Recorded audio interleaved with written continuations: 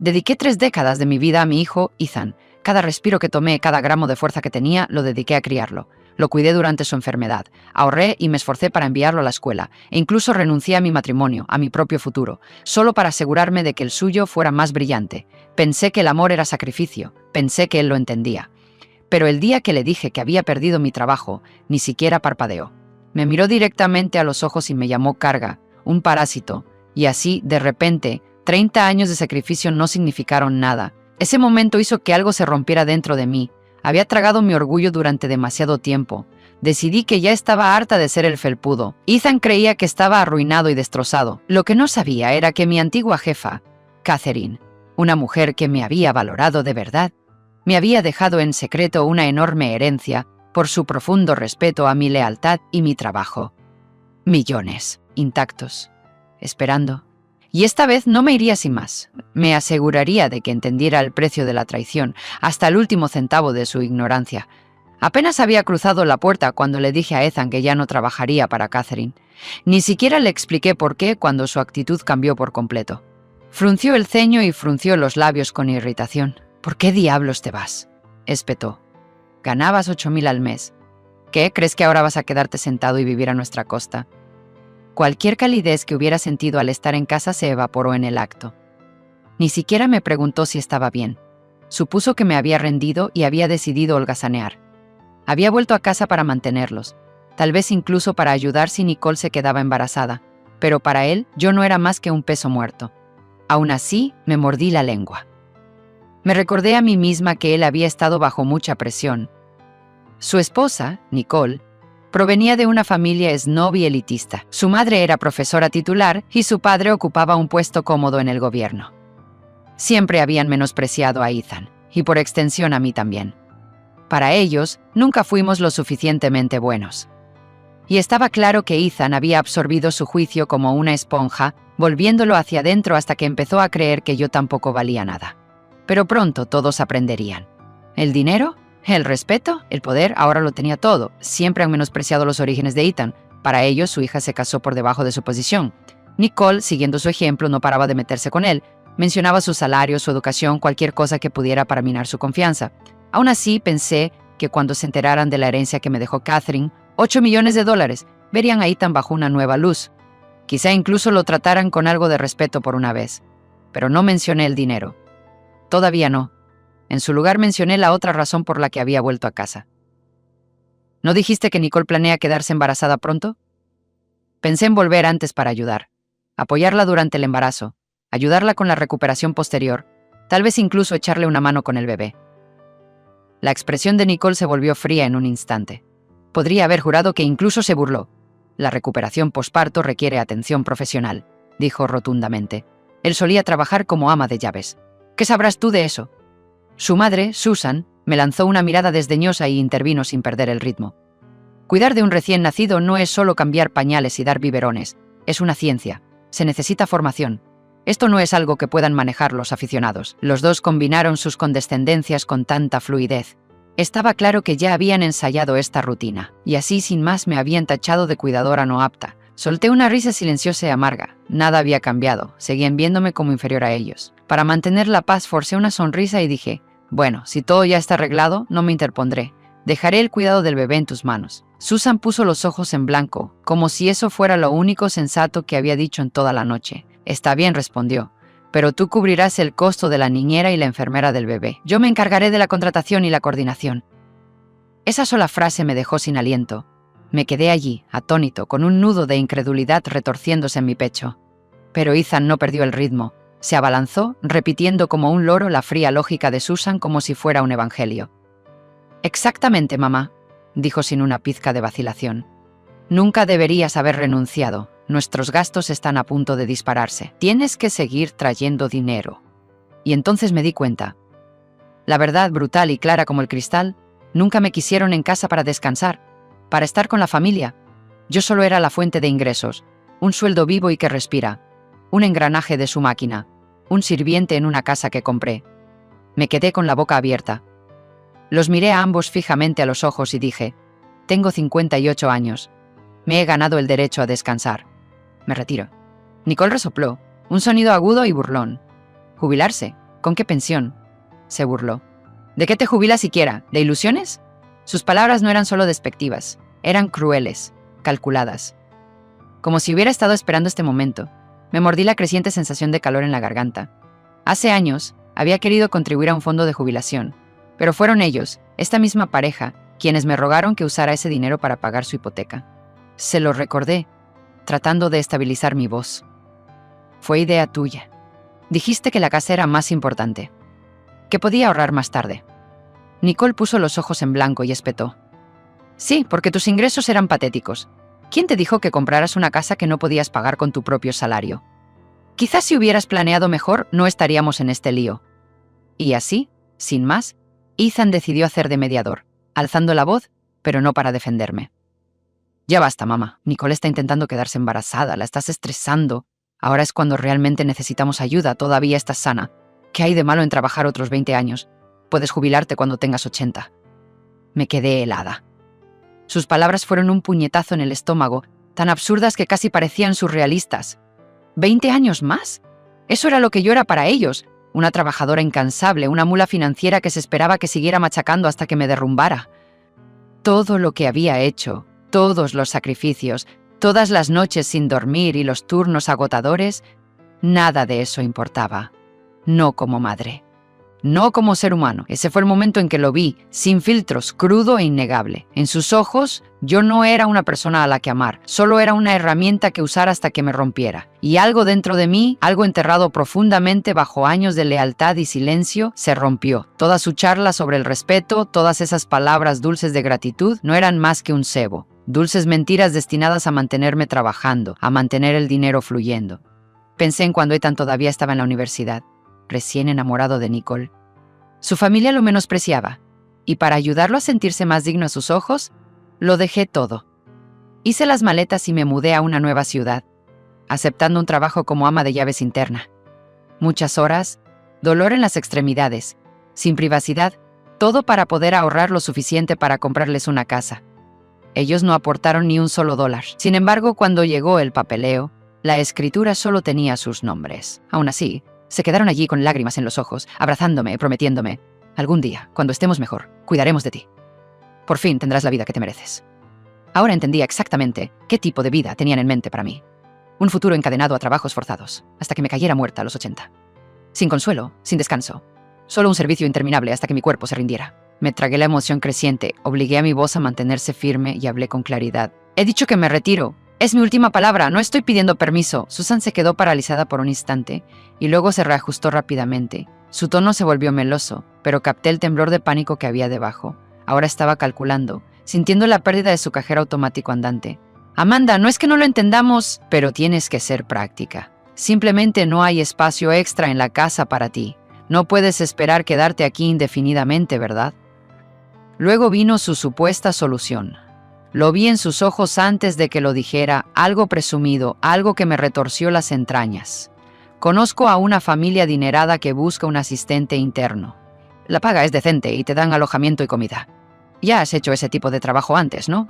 Debería ser fácil. Nicole intervino, con los ojos brillantes de cruel diversión. En realidad es perfecto. Harás lo que se te da bien y nos ayudarás al mismo tiempo. Puedes destinar tu salario a nuestros gastos. Es lo justo. Susan siguió con un encogimiento de hombros, fingiendo ser razonable. No eres exactamente alguien que necesite reducir el ritmo. Un poco de trabajo no te matará. No lo descartes tan rápido. ¿Quién sabe? Si va bien, puede que te mantengan aquí de forma permanente. Cada palabra caía como una bofetada. Se me heló la sangre. No solo eran desagradecidas, sino sanguijuelas, que tramaban cómo sacarme más mientras me echaban. Los miré fijamente, con el rostro impasible. Ya he renunciado, dije con voz gélida, y no volveré a entrar en casa de nadie. Nunca más. Lo que no sabían era que ahora tenía más poder del que podían imaginar, y el ajuste de cuentas ya había comenzado. No volveré a trabajar en casa de nadie. Las palabras salieron tajantes, definitivas, como una puerta de hierro que se cierra de golpe. La agradable fachada de Susan se derrumbó en un instante.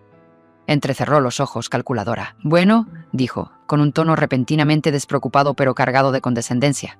Si realmente has terminado de servir a los demás, entonces tal vez haya otra opción. Hay una residencia de ancianos cerca, un lugar limpio con comidas incluidas. Podría solicitar uno de sus programas de trabajo y estancia.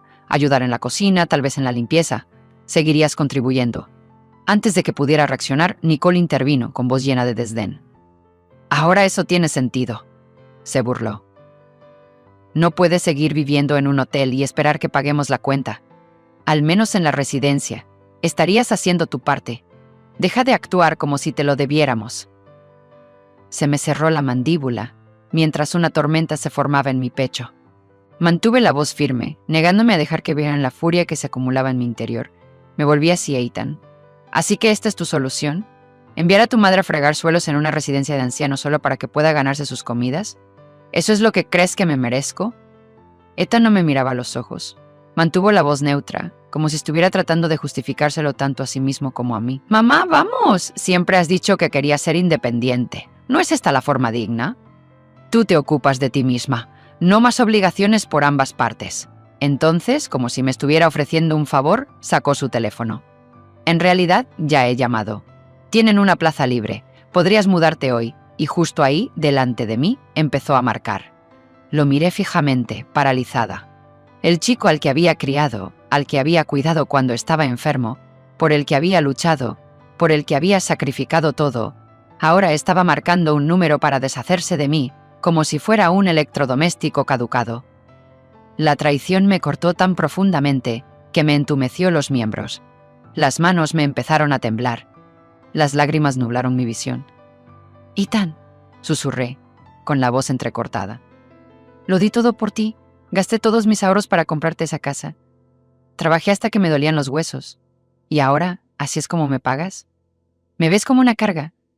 Durante un segundo fugaz, algo en sus ojos vaciló, un destello de culpa, pero con la misma rapidez, la rabia se apoderó de él.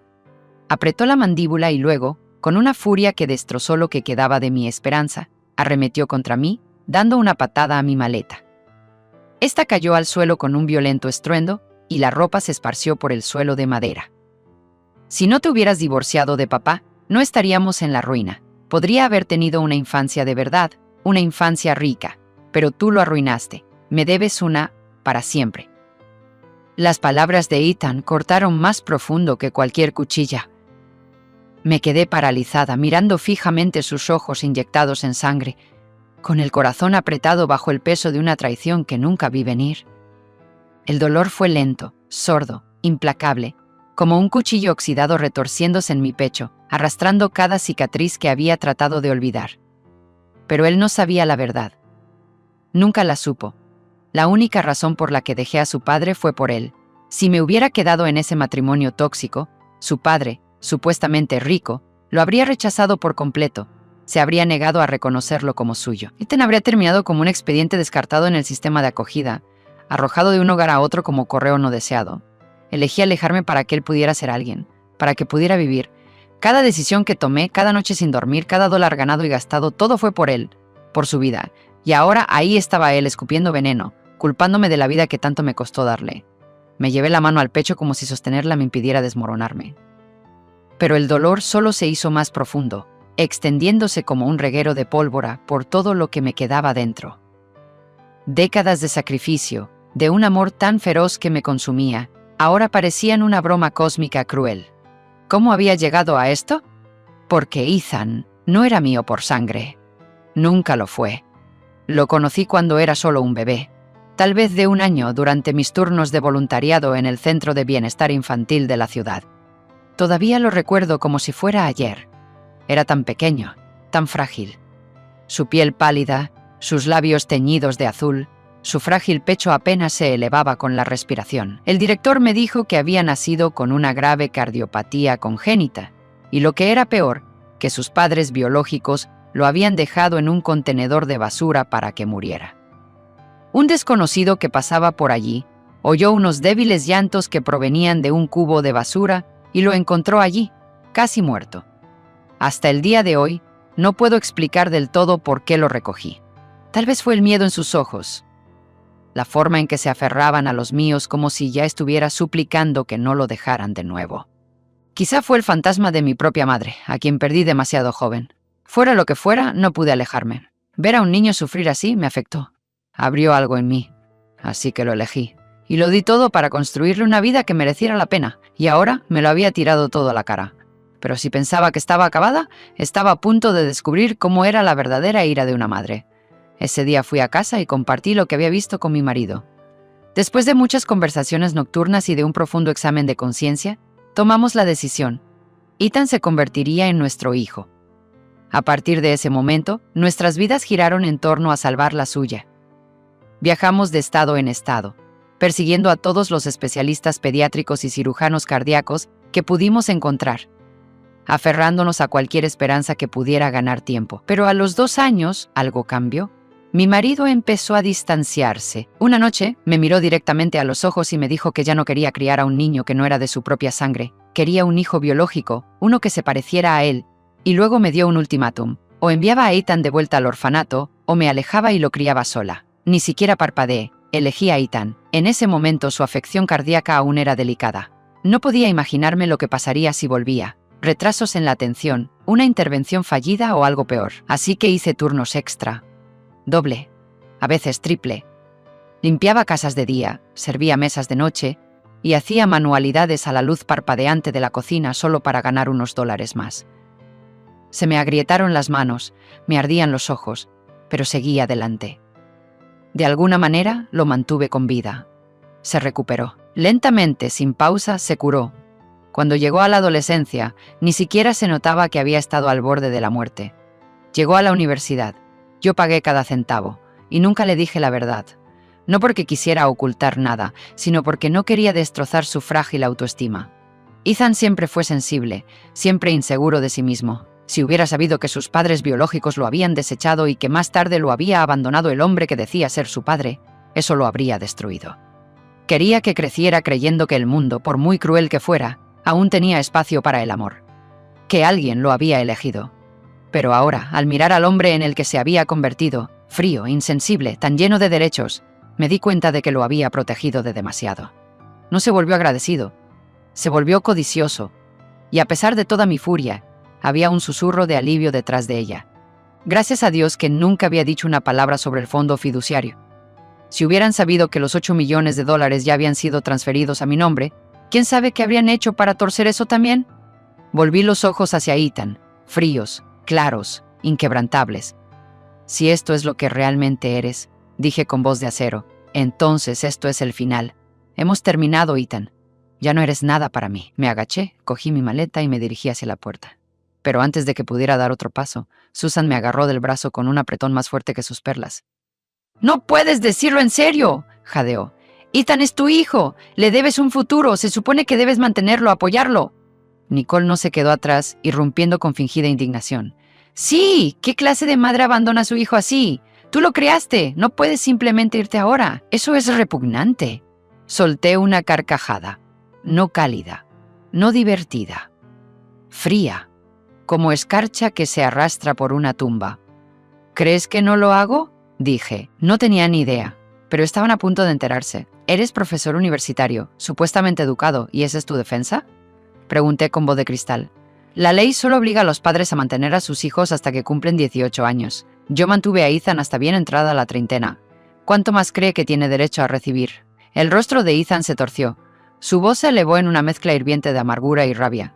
«¡Eso no es ser padre! Eso es tomar decisiones terribles e intentar comprar el perdón. Todo lo malo de mi vida, tú lo causaste». Luego gritó, con voz venenosa y desquiciada. «¿Alguna vez me preguntaste si quería nacer?». Casi me reí de lo desquiciado que sonaba. Ya ni siquiera tenía sentido. Lo miré de verdad y por primera vez no vi a mi hijo. Vi a un extraño, un reflejo egoísta y retorcido de todo lo que una vez había intentado criar. «Debí de estar ciego para criar a alguien como tú», dije con frialdad. «Si estás luchando con ese tipo de filosofía retorcida, tal vez deberías hablar con tu madre biológica, la que te arrojó a un contenedor como si fueras basura». Se detuvo, solo un instante, sorprendido, pero la rabia aún ardía detrás de sus ojos. No importaba si realmente me había escuchado o no. Ya había terminado de explicarme. Arranqué mi brazo del agarre de Susan y salí sin dudarlo. Detrás de mí vino el coro de furia. «¿Estás abandonando a tu propio hijo? Ni siquiera eres humana, Amanda. A ver hasta dónde te lleva tu libertad cuando seas vieja y estés arruinada». Seguí caminando. «¿Quién va a contratar a una mujer de tu edad, eh?». Susan se burló. «Cuando toques fondo, no vuelvas arrastrándote». Me detuve, me di la vuelta lentamente y los miré fijamente a los ojos. Deberíais preocuparos más por vosotros mismos, dije con calma, pero con una precisión milimétrica. Esa casa que tratáis como si fuera vuestra, cada teja y cada tornillo se pagaron con mis sacrificios. No penséis que seguiréis viviendo en ella cuando decida recuperar lo que es mío. Nicole salió de la puerta, temblando de furia, apuntándome con el dedo. No te atrevas. Esa casa está a nuestro nombre. Es legalmente nuestra. No tienes ningún derecho. Cuanto más gritaba, más firme me volvía, porque a diferencia de ellos, no necesitaba gritar para ganar. Bien, dije con frialdad. Entonces escucha atentamente. Me gastaré el doble del coste de esta casa si es necesario, pero no dejaré que una manada de sanguijuelas desagradecidas se quede con ella. Los ojos de Nicole se abrieron como platos antes de estallar en una risa burlona. ¿2 casas? Por favor. Probablemente ni siquiera tengas $1000. Este lugar es nuestro. Tú solo eres una criada fracasada que se olvidó de su sitio. Piérdete. Y con eso me dio con la puerta en las narices. No me inmuté, ni gritos, ni súplicas. Simplemente me di la vuelta, saqué el teléfono y empecé a buscar casas de lujo. Si no gastaba parte de los $8 millones de mi fondo fiduciario en la casa más bonita de la ciudad, sería un insulto para mí misma. Esa noche me registré en un hotel de 5 estrellas y llamé al abogado privado de Catherine para iniciar acciones legales para reclamar lo que era mío. Una semana después, mientras recorría una comunidad de villas cerradas de alta gama, me recibió un joven agente, de rostro fresco y educado. «Buenas tardes, señora. ¿Puedo mostrarle el proyecto?» Asentí, pero antes de que llegáramos lejos, una voz aguda y familiar resonó en la sala de exposición. «¿Quién está seleccionando a los clientes? ¿Dejamos entrar a alguien ahora?» Levanté la vista, y allí estaba ella, la sobrina de Susan, Chloe, la sobrina de Susan, prima de Nicole. Era exactamente como la recordaba, arrogante, obsesionada con el estatus y rebosante de superioridad. Solo nos habíamos cruzado unas pocas veces, pero su desdén siempre había sido alto y claro. Se acercó pavoneándose, con ojos llenos de juicio. «Amanda, ¿qué haces aquí?» «Estoy aquí para ver una propiedad. ¿Algún problema?», respondí con frialdad. Me bloqueó el paso con una mueca de desprecio. «¿Tú? ¿Una ama de llaves? Por favor, no me digas que has venido a por café y galletas gratis». Los susurros se arremolinaban mientras los clientes cercanos miraban, algunos asintiendo con la cabeza. La joven asistente a mi lado trató de ayudar, pero Chloe la empujó a un lado y llamó a seguridad. «Echen a esta visitante». Antes de que se movieran, levanté una mano. «¿Con qué fundamento? No he hecho nada malo. ¿Dónde está su gerente?» Chloe se burló. «Adelante, monta una escena».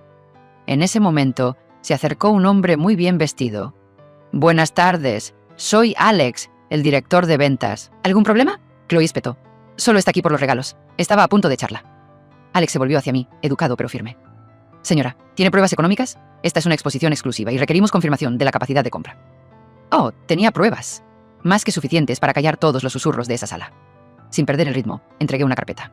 «Ya lo verificaron todo en la entrada», dije con calma. Chloe la agarró y la abrió con un aire teatral. «¿5 millones?» Ladró lo suficientemente alto como para que todos la oyeran. «Es una ama de llaves. Esto tiene que ser falso. Conozco sus antecedentes». Alex parecía inquieto, atrapado en la tensión. No discutí. Simplemente abrí mi aplicación bancaria y sostuve mi teléfono. La joven asistente se inclinó y exclamó: «Más de 8 millones». La sala se quedó en silencio. Los susurros se convirtieron en asombro. «¡Maldita sea! Está forrada», murmuró alguien.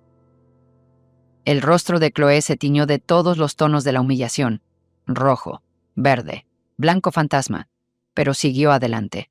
«Esa aplicación debe ser falsa». La paciencia de Alex se agotó. «Chloe, ya basta». Luego, volviéndose hacia mí con profesionalidad, dijo: «Señora, le pido disculpas. Haré que nuestro gerente superior la ayude personalmente». Sonreí. «No es necesario. Me gustaría que ella», asintió con la cabeza la joven que me saludó. «Es cortés. Confío en ella». «Todavía está en formación», vaciló Alex. «Hoy compro yo», respondí con firmeza. «Y la quiero a ella». Él asintió rápidamente. Por supuesto. Chloe se quedó paralizada, con los labios crispados por la frustración mientras yo me alejaba, ignorándola por completo. Señalé el modelo del centro. «Enséñame ese». «Me llevaré este», dije sin dudarlo. Mónica se iluminó. «Señora, ¿está segura de que no quiere ver más?» «No hace falta. Este es perfecto». Sus ojos brillaban. «Este será mi primera venta. Esta será mi primera venta». «Eres mi amuleto de la suerte». Mientras nos sentábamos a firmar, se oían susurros a mi espalda. «Ni siquiera se inmutó con $150. El dinero habla». Chloe dijo que solo es una criada. Probablemente esté usando el dinero de otra persona. Entonces Chloe intervino con una voz llena de malicia. No es solo una criada, es una de esas asistentes internas de viejos ricos, ¿ya me entiendes? Siguieron murmullos de disgusto. Dejé el bolígrafo y le sonreí a Mónica. ¿Podrías llamar a Alex? Me gustaría comprar una segunda propiedad. Mónica se quedó boquiabierta. ¿Una segunda? Una para vivir, otra como inversión. Alex se acercó corriendo, radiante. ¿Cómo puedo ayudar? Estoy dispuesta a firmar ambos, dije con calma. Pero espero que tu equipo se ocupe de la conducta poco profesional de cierta empleada. La sonrisa de Alex se desvaneció cuando se volvió bruscamente hacia Chloe. ¿Estás causando problemas otra vez? Discúlpate. Chloe se burló. ¿Por qué? Solo dije la verdad. Ella solía ser empleada doméstica interna de viejos ricos. Su hijo me lo dijo. La miré fijamente. Es curioso, él también dijo que tus ventas provienen de acostarte con los clientes. ¿Es eso cierto? El rostro de Chloe se quedó vacío. ¡Eso es calumnia! Oh, ¿ahora te preocupas por las calumnias? Alex intervino severo. Seguridad, escoltadla fuera y considerad esto como vuestro despido. Chloe se derrumbó. Pero ella realmente era una limpiadora. Alex no se inmutó. Has infringido la política de la empresa. Levanté la mano. Espere, voy a presentar una denuncia por difamación. 10 minutos después llegaron los agentes. Advirtieron a Chloe y la obligaron a disculparse públicamente. Salió furiosa mientras Mónica cerraba su segunda venta, la mía. Compré las 2 casas en el acto. Mónica se echó a llorar. Me ha cambiado la vida. Esa noche Ethan llamó. ¿Qué le has hecho a Chloe? No es mi problema, hemos terminado, respondí con frialdad. Entonces vino el verdadero motivo. Entonces, ¿quién es tu jefe ahora? Sonreí con aire burlón. El olor del dinero siempre lo hacía volver arrastrándose. Apenas unos días después de mudarme a mi nueva casa, me encontré con Susan en una lujosa tienda de pianos. Se burló de mí en voz alta delante de sus amigas de la alta sociedad, llamándome ex ama de llaves llena de gérmenes que fingía ser alguien. Sus amigas se unieron, burlándose de mi falsa riqueza y de mi bolso de imitación. Las ignoré, puse Moonlight Sonata e impresioné a todos, incluidos los jóvenes músicos y el personal. Un empleado elogió mi interpretación, mientras que el grupo de Susan se puso visiblemente incómodo. Cuando me retaron a demostrar mi valía, compré tranquilamente el piano de $15 en el acto. Me llamo Inés Turner, dije mientras firmaba. Susan y su amiga palidecieron. ¿De verdad compraste también esas villas?, preguntó. Todo a mi nombre, respondí. Me acusaron de fraude, hasta que otra mujer, temblando de rabia, gritó. Llamó al 911 e intentó atacarme. Mientras el personal la sujetaba, me di cuenta de por qué. Una vez la había estafado a alguien que usaba mi mismo nombre. Hace 6 meses, una mujer en la tienda de pianos había sido estafada por $100. Cuando me acusó falsamente de ser un estafador, su rabia se disparó. Llegó la policía, los mismos agentes de la compra de mi villa. Uno me reconoció con una sonrisa, pero el estado de ánimo cambió rápidamente. La mujer no tenía pruebas, solo prejuicios. Susan intervino, llamándome desesperado, inculto y turbio. Les mostré mi aplicación bancaria. Más de $8 millones, todo legal. Susan se quedó atónita. Cuando le recordé que la casa en la que vivía se compró con mi dinero y que había intentado enviarme a trabajar como sirvienta, la multitud se volvió contra ella. Lo negó todo, hasta que me ofrecía reproducir la grabación. Salió furiosa, humillada. Pero no había terminado. A la mañana siguiente llegó un ramo. Con amor, tu hijo Ethan.